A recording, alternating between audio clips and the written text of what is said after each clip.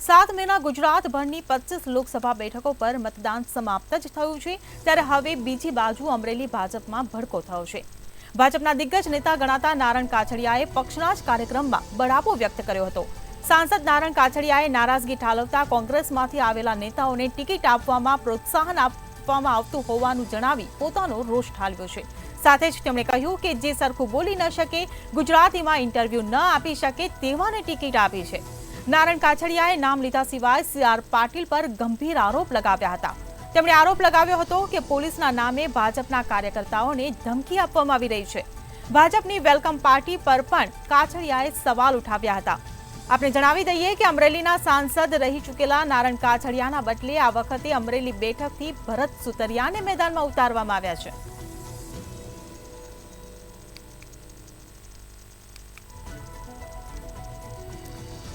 તો ભાજપમાં ભડકો જોવા મળી રહ્યો છે। સાંસદ નારણ કાછડિયાએ ભાજપના નેતાઓને આડે હાથ લીધા છે। લોકસભાની ચૂંટણી બાદ અમરેલીમાં ભાજપમાં ભડકો જોવા મળી રહ્યો છે। નારણ કાછડિયાએ નામ લીધા વિના જ CR પાટીલ પર આક્ષેપ કર્યા છે। તેમને ટિકિટ નહીં મળી હોવાનો જાણે આ બળાપો કાઢી રહ્યા હોય તેવું સ્પષ્ટ દેખાઈ રહ્યું છે। લોકસભાની ચૂંટણી બાદ અમરેલી ભાજપમાં ભડકો જોવા મળી રહ્યો છે। તેમણે CR પાટીલનું નામ લીધા વિના આરોપ લગાવ્યો છે કે જેમને સરખું ગુજરાતી પણ બોલતા નથી આવડતું તેવાને ટિકિટ આપી છે। સાંસદ નારણ કાછડિયાનો આ ભાજપ પર મોટો આક્ષેપ સામે આવ્યો છે।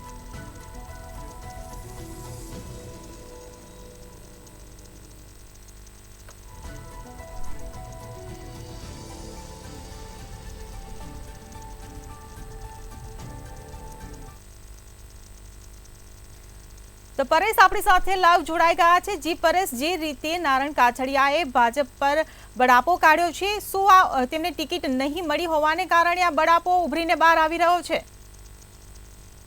જી, આપણે ચોક્કસથી કહી શકીએ છીએ કે અમરેલીના જે સાંસદ નારણભાઈ કાછડિયા છે, જેઓએ પોતાની નારાજગી ઠાલવતા કોંગ્રેસમાંથી જે આવેલા નેતાઓને ટિકિટ આપવામાં આવે છે, પ્રોત્સાહન આપવામાં આવતું હોવાનું જણાવી પોતાનો રોષ ઠાલવ્યો છે અને અમરેલી જિલ્લાની અંદર આજે ભાજપમાં ભડકો પણ જોવા મળ્યો છે। જે 7 મેના રોજ ગુજરાતભરની જે 25 લોકસભા બેઠકો પર મતદાન સમાપ્ત જ થયું છે, ત્યારે બીજી બાજુ અમરેલી ભાજપમાં ભડકો થયાના અહેવાલ પણ પ્રાપ્ત થઈ રહ્યા છે।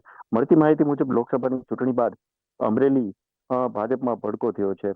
હવે સાંસદ નારણભાઈ કાછડિયાએ નારાજગી ઠાલવતા કોંગ્રેસમાંથી આવેલા જે નેતાઓને ટિકિટ આપવામાં આવે છે, પ્રોત્સાહન આપવામાં આવે છે તેવું પોતે જણાવી પોતાનો રોષ ઠાલવ્યો છે અને નારાજગી પણ દર્શાવતા ભાજપના નેતાઓને આડે હાથે લીધા છે। જણાવ્યું છે કે રાજ્યભરમાં લોકસભાના જે બેઠકો પર ઉમેદવારો જાહેર થયા ત્યારથી જ પ્રદેશ ભાજપમાં વિરોધનો સૂર ચાલી રહ્યો છે।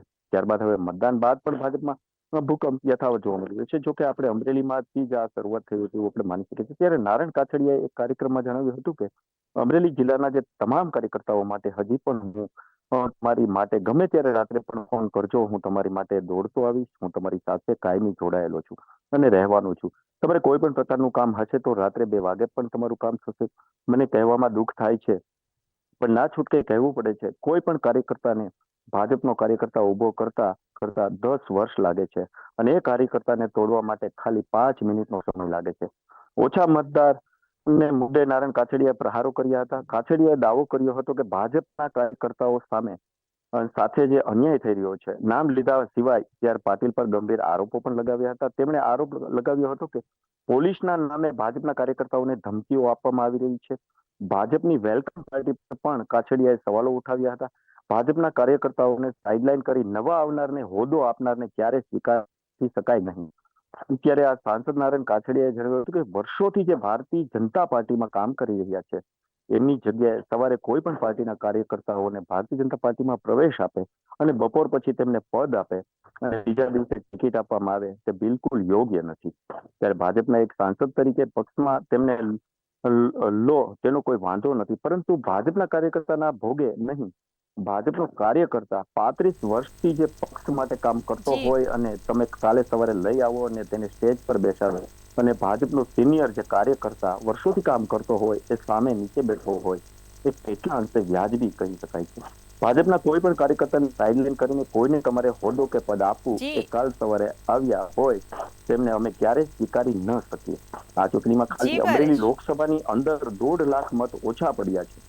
તેનું કારણ છે મતદારોની નિરસતા, કાર્યકર્તાઓની ઉદાસીનતા એ ઉદાસીનતા અને નીરસતા એટલા માટે છે કે આજે તમે જે કંઈ કરી રહ્યા છો તેનાથી કાર્યકર્તાને નારાજગી છે. 2019માં તાલુકા પંચાયત, જિલ્લા પંચાયત, નગરપાલિકા કે કોઈ ધારાસભ્ય આપણો ન હતો, છતાં 2 લાખ કરતા વધુ મતથી જીત્યા હતા. અને આ જ મુદ્દે અમરેલીના જે લોકસભા ચૂંટણી બાદ આજે ભાજપના ભડકો જોવા મળી રહ્યો છે અને સાંસદ નારાયણ કાછડિયાએ પોતાનો જી પરેશ, સમગ્ર માહિતી બદલ આભાર. તો સાંસદ નારાયણ કાછડિયાએ ભાજપ પર રોષ ઠાલવ્યો છે, ભાજપના નેતાઓને આડે હાથ લીધા છે. લોકસભાની ચૂંટણી બાદ ભાજપનો આંતરિક ડખો સામે આવ્યો છે. નારાયણ કાછડિયાએ ભાજપના નેતાઓને આડે હાથ લઈને કટાક્ષ કર્યા છે.